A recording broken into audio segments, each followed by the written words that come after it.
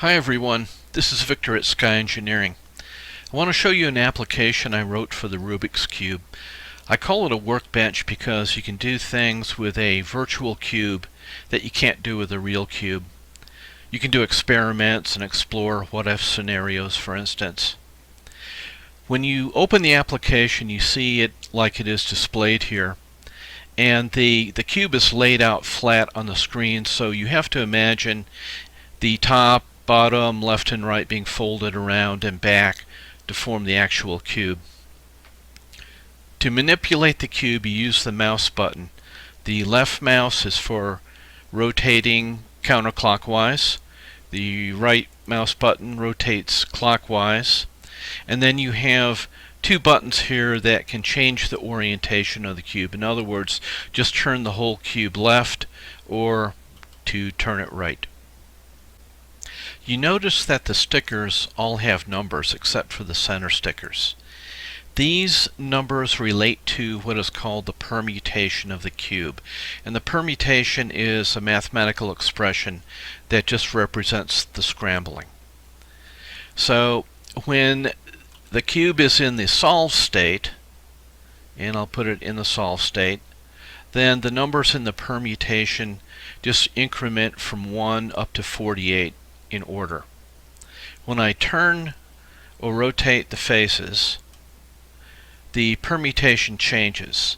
And the way you read this is sticker 3 is in position 1, sticker 5 is in position 2, sticker 8 is in position 3, and so on.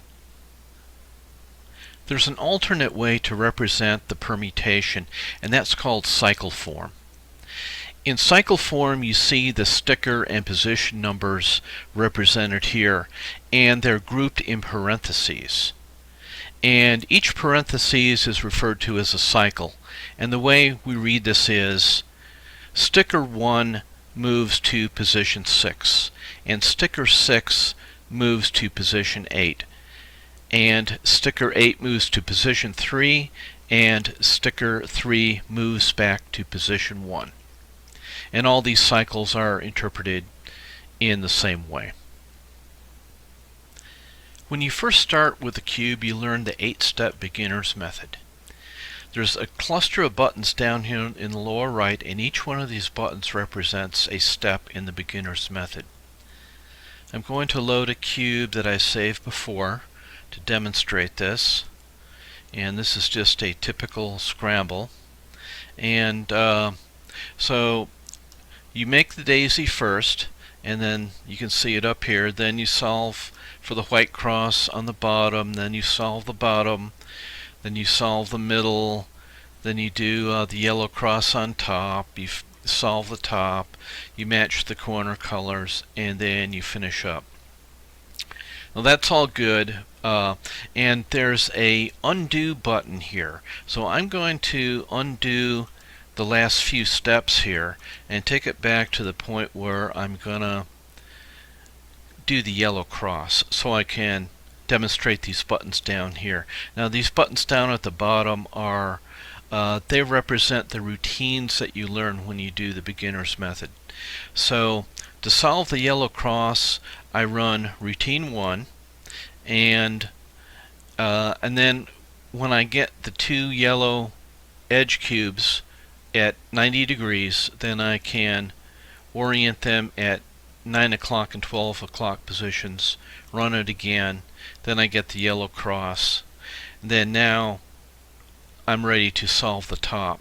To solve the top, I do it with routine 2, but first I need to get a yellow sticker in this position. That's a setup for doing routine 2. You do routine 2, and then I need to do it again with the yellow sticker here. And then finally I get a single corner yellow, and that I reorient to put that in the lower left. I run routine 2 again, and then that solves the top. Now I'm ready to match corner colors. On the left side I already have corner colors matched. I don't on the other two, so I run routine 3 to match those, and then I also have this top row in blue solved, so I will I will rotate the top so now the back is solved, and then I'm ready to execute routine 4. And then routine 4 solves it. Now, this is a good time to show you a neat feature, and that is highlight changes. So you click on here and you check this box. Now, if I run routine 4 again, I can see exactly what this routine is doing. It's affecting only 3 cubes in the top layer. And every time I execute it, I can see exactly what's happening. These cubes are getting moved around in a clockwise direction. If I do routine 5, it's exactly the same thing, except they go in a counterclockwise direction. So, now, how about routine 3? Routine 3, it affects just 4 cubes. And let's see what it's doing. Every time I do it, you can see what's happening. This edge cube is getting swapped with this edge cube, and this corner cube is getting swapped with this corner cube. Notice this box with the label sequence order. The order of a sequence is the number of times that sequence has to be applied to a cube before it will return to its original state. I'm going to plug in some different sequences. This is a scramble sequence from the WCA site, and plug it in here, and I notice that the sequence order is 12. This means that if I run the sequence 12 times from the solved state, that it should go back to the solved state. Let's see if that's true. 1, 2, 3, 4, 5, 6, 7, 8, 9, 10, 11. Still looks pretty scrambled. 12.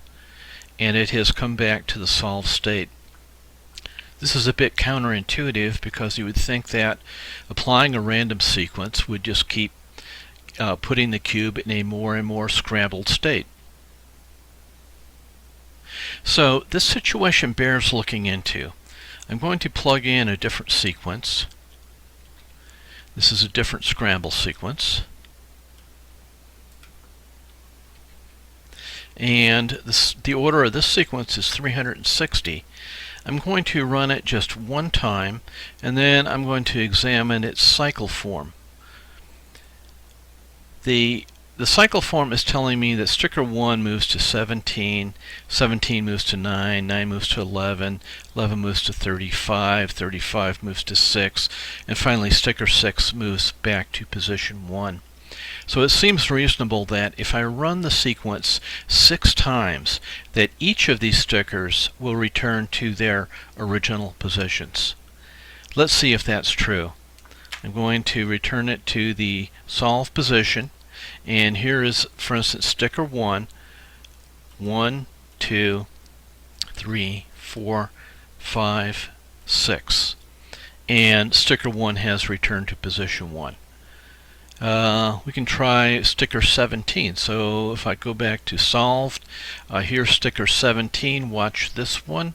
1, 2, 3, 4, 5, 6. And sticker 17 has returned to its original position. Now the same is going to be true for any of these other cycles. So if I run the sequence the length of the cycle, then all of the stickers within that particular cycle are going to be returned to their original state. Now, if I can find a number that is a multiple of all these cycle lengths, or more correctly stated, a common multiple of all the cycle lengths, then if I apply the sequence that many times, the cube will be returned to its solved state. Therefore, if I find the least common multiple of all these cycle lengths, that will be the sequence order that you see here. So, that seems to solve the mystery of the returning solved state. Let's go back to the original scramble that had the order of 12, and we'll look at its cycle form. We will run it one time from the solve state. And looking at the cycle form, we see the first cycle is 1, 2, 3, 4, 5, 6, 7, 8, 9, 10, 11, 12 stickers or positions long. The next cycle is 6 positions. The following one is 6. The next one is 6. The next one after that is 6, and the final one is 12. So in this case, the cycles are just 12 and 6 long, so the least common multiple of 12 and 6 is 12, and thus you see the sequence order is 12. That's the correct result, and mystery is solved. Now the next thing I want to show you is a cube editor. And you get to the cube editor under the utilities, you go down to custom cube, or you press F5 and that brings up the editor. Now the most basic thing you can do is to change the sticker colors, and you click and you highlight this box, and then you select a color, and then you click on a sticker you want to change the color. Now you notice when I did that, the first thing that happened was the permutation expression disappeared, and that's because this color combination here does not have a valid permutation. But if you have a scrambled cube, an actual cube, you can copy the colors of that cube onto this form, and then once you've done that, the permutation expression will reappear, and you can click the OK button, and that will bring it into the main form. Under the Links tab is a link to the WCA official scrambler site, and you can scramble a cube here and pick up a scramble and then paste it into the scramble window. And when you do that, the inverse of the scramble is put in the box below. Now the inverse of the scramble, obviously that can solve the cube. So if we bring it into the main form, we can run that sequence and you can see that it's solved. You may know that an actual cube can be disassembled and reassembled.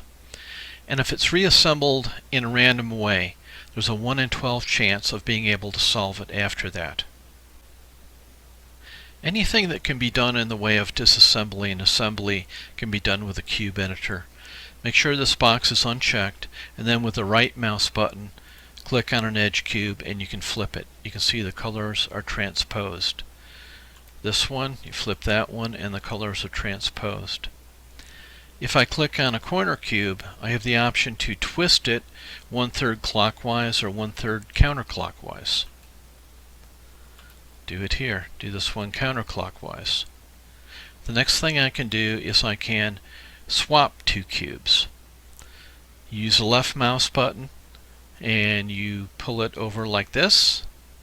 And let me do another one. I'll do a corner one, and I'll do it like this. Just drag and drop like that.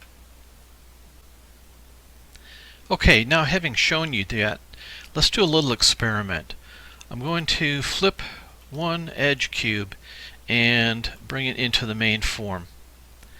Now this Solve All button, which we haven't used before, I use this to determine whether or not a cube can be solved. So let me click this, and it tells me that it's got a problem with the yellow cross, so this cube cannot be solved in the state it's in. Let me go back to the editor, and let's just select another cube at random and flip it. It's an edge cube. Okay, bring that into the main form, and let's try to solve that, and behold all, it is solved. So that's an interesting result.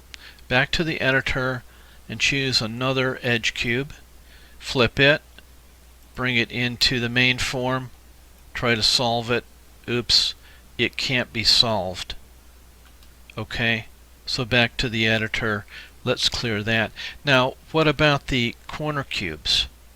Let me try to twist this clockwise, bring it into the main form, see if I can solve it. Can't be solved. Okay, bring it into the editor again, and let me choose another corner cube, and I'm going to twist this one counterclockwise. And I say okay, bring that into the main form and solve it, and hey, that can be solved too. Go back to the editor, and I'm going to go back to this last one that I did, and I'm going to put it back clockwise to change it back to the way it was. So now I've just got a single clockwise twist. Let me try another corner cube and do a clockwise twist. So now I have two clockwise twist corners. Okay, bring it in, try to solve that. It's got a problem, it can't solve it. Back to the editor. Okay, well, let me try another corner cube and do it clockwise. Now I've got three clockwise twist corner cubes. Bring it into the main form, solve it, and hey, it can be solved. Interesting result. Now, let me clear that. Let's look at swapping cubes. Let me swap this cube. Let me drag it over here and do a swap. Bring that into the main form. See if I can solve it. No, it can't be solved. Bring up the editor again.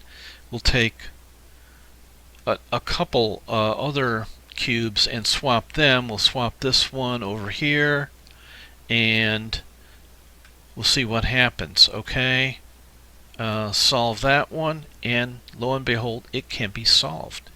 So some interesting results there. So what does it mean when a cube cannot be solved? The Rubik's Cube permutation group has some 43 billion different permutations in it. But when I do a change like flipping an edge cube, the resulting permutation is not one of those 43 billion. In fact, it's in its own separate group of a different 43 billion. And depending on what kind of alterations I make with the cube editor, the permutation could be put into any of 11 different alternate permutation groups, each having 43 billion permutations. So here's a challenge for you if you choose to accept it. Download and install the program, play around with this, and see if you can discover a rule or set of rules that will predict whether or not a cube can be solved based on the type and number of alterations you've made with the cube editor. The last thing I want to show you is how you can take pictures of a scrambled cube and bring them into the application. To do that, you go to the Import Cube Images. Now, when you take the images of the cube, you have to do it in a particular way, and that's all described in the help manual. But when that's done, just click on New Image and then navigate to where your files are, and then click OK. When you do that, the images are brought in, they are resized and cropped, and they're displayed like this.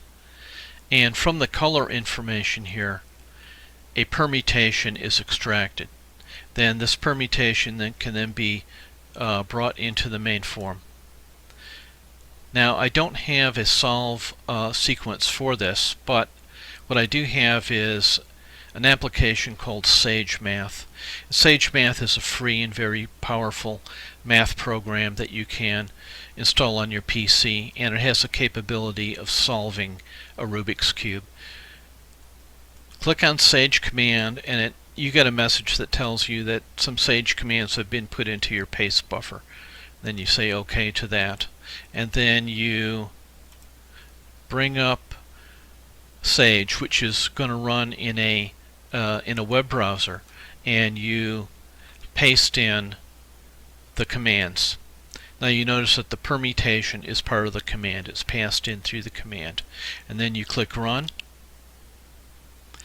And in a second you'll be given a very efficient solve sequence. I'm going to copy that. And then I'm going to put that sequence in the sequence window. And I'm going to run the sequence, and that solves the cube. So that's pretty cool. Now I'm going to undo that solve, and then I'm going to solve it with the beginner's method. And when I do, you're going to see it takes 138 moves with the beginner's method, whereas the Sage Math version, the very efficient solution, runs in just, I don't know, just a handful of moves. Maybe it's less than 20. Now one thing you can do also is you can run the sequence move by move or step by step. To do that, you use the step sequence button and you just start stepping through it. And as you do, you'll see that no pattern seems to be developing. It just seems kind of random as you go, and then you get closer and closer to the end, and pretty soon, bingo, the solve cube just seems to materialize out of thin air. That's about it. So here is the link where you can download the application and install it. Just download it. It's free, safe, and easy to install. Just takes seconds. Sorry, there's no Mac version, but play around with it. Let me know what you think, and thank you for watching. Take care. Bye.